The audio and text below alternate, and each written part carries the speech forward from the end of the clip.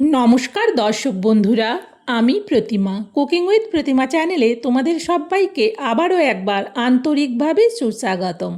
আশা করি বন্ধুরা তোমরা সবাই খুব ভালো আছো, সুস্থ আছো।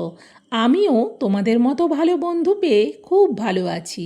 আজকের রেসিপিতে যাওয়ার আগে যে সমস্ত বন্ধুরা আজকে প্রথম আমার রেসিপি দেখছো, তোমরা আমার আরও রেসিপি দেখতে চাইলে আমার এই ছোট্ট পরিবারে বন্ধু হয়ে আমার সাথে থেকো।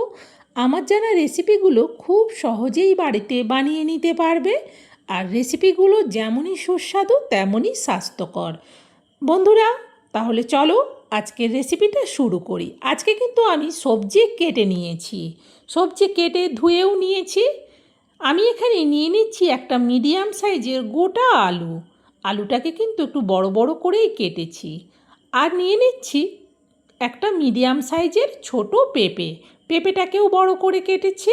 আর মিষ্টি কুমড়োর ডাঁটা নিচ্ছি, পাতাগুলো বেশি নিইনি। আর দেব কাঁঠালের বীজ। সত্যি বলছি, কাঁঠালের বীজ দিয়ে এই মিষ্টি কুমড়োর ডাঁটা, আলু, পেঁপে রান্নাটা এইভাবে রান্না করলে দুর্দান্ত টেস্টি হয়। আর রেসিপিটা কিন্তু আমি সম্পূর্ণ নিরামিষভাবেই বানাবো।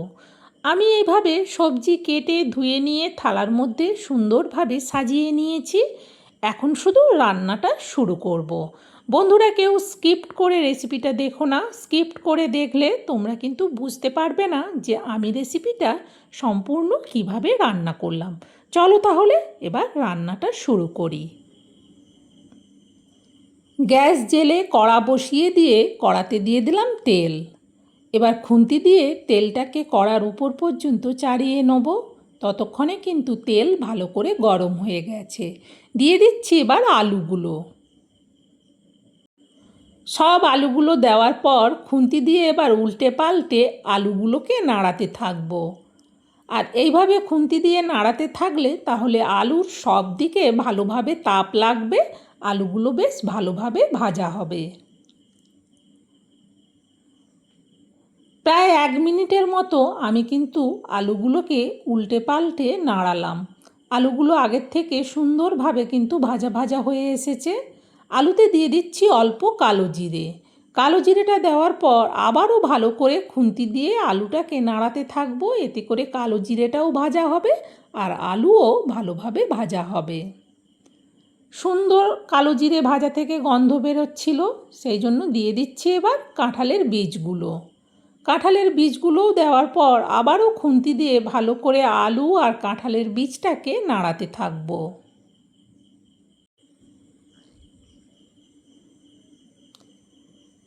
কাঁঠালের বীজটা অনেকটাই ভাজা ভাজা হয়ে গেছে। এখন আমি এতে দিয়ে দেবো পেঁপেগুলো। সব পেঁপেগুলোকে একটা বাটিতে করে তুলে একসাথেই দিয়ে দিলাম। খুন্তি দিয়ে ভালো করে এবার আলু, পেঁপে আর কাঁঠালের বীজটাকে নাড়াতে থাকবো। কড়াইটা নড়ছে, সেই জন্যে চিমটা দিয়ে ধরে ভালো করে কিন্তু কাঁঠালের বীজ, আলু আর পেঁপেটাকে ভাজছি। এইভাবে প্রায় 1 মিনিটের মতো ভাজলাম। এখন দিয়ে দেবো এতে পরিমাণ মতো হলুদ আর দেব অল্প শুকনো লঙ্কার গুঁড়ো। খুন্তি দিয়ে আবারও হলুদ আর লঙ্কার গুঁড়োটাকে মেশাতে থাকবো আর উল্টে পাল্টে পেঁপে, আলু আর কাঁঠালের বীজটাকে ভাজতে থাকবো। এবার এতে দিয়ে দেবো মিষ্টি কুমড়োর ডাঁটাগুলো। একসাথেই সবগুলো দিয়ে দিলাম। এগুলো কিন্তু বেশ নরম ডাঁটা। এখন মনে হচ্ছে অনেকটা, কিন্তু যখন এতে লবণ দেব তখন কিন্তু ডাঁটাটা অনেকটাই কমে যাবে। ভালো করে আলু, পেঁপে, কাঁঠালের বীজের সাথে ডাঁটাটাকে মিশিয়ে নেওয়ার পর দিয়ে দিচ্ছি এবার পরিমাণ মতো লবণ আর দেব অল্প একটুখানি চিনি। লবণ চিনি দেওয়ার পর আবারও ভালো করে আলু, পেঁপে, কাঁঠালের বীজ আর ডাঁটাটাকে নাড়াতে থাকবো। লবণ দিয়েছি তো এবার কিন্তু ডাঁটা পাতা থেকে জল ছাড়তে শুরু করবে, সেই জন্যে গ্যাসটাকে কিন্তু আমি বাড়িয়ে দিয়েছি।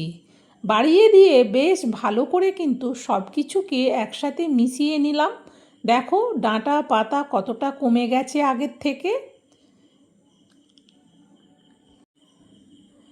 ভালোভাবে মিশিয়ে নেওয়ার পর এবার আমি এতে দিয়ে দেবো পরিমাণ মতো জল। যেহেতু কাঁঠালের বীজ আর পেঁপেটা সেদ্ধ হবে সেই জন্যে একটু ভালো করে দেখে জল দিলাম। জল দেওয়ার পর এটা ঢেকে দিচ্ছি। ঢেকে দিয়ে গ্যাসটাকে কিন্তু বাড়িয়ে দিলাম আবার, তাহলে তাড়াতাড়ি ফুটে উঠবে। তরকারিটা ফুটে ওঠার আওয়াজ হচ্ছিল, সেই জন্য কড়ার ঢাকনাটা খুললাম। দেখো সুন্দরভাবে তরকারিটা কিন্তু ফুটে গেছে। এইভাবে ফুটে যাওয়ার পর খুন্তি দিয়ে ভালো করে নাড়িয়ে দেখে নিলাম। দেখে নেওয়ার পর এটা কিন্তু আবারও ঢেকে দেবো। এবার কিন্তু গ্যাসটাকে একেবারে লোতে করে দেবো। লোতে করে দিলে তাহলে আস্তে আস্তে তরকারিটা ফুটবে। আর এই দিকে তরকারিটা ফুটতে ফুটতে এতে দেওয়ার জন্যে আমি দেখো এখানে চা চামচের মাপে 1 চামচ গোটা জিরে নিচ্ছি। এই 1 চামচ গোটা জিরেটাকে কিন্তু এবার ভালো করে আমি শিলে বেটে নেব। চলো তাহলে জিরেটা বেটে নিয়েই ফিরে আসছি। দেখো সুন্দরভাবে জিরেটা বেটে নিয়েছি। আর আমার এখানে পেঁপে, কাঁঠালের বীজ, আলু আর ডাঁটা অনুযায়ী 1 চামচ গোটা জিরে হলেই কিন্তু হয়ে যাবে। এবার এই জিরে বাটাটা রেখে দিয়ে ওইদিকে অনেকক্ষণ কড়ার ঢাকনাটা ঢাকা আছে।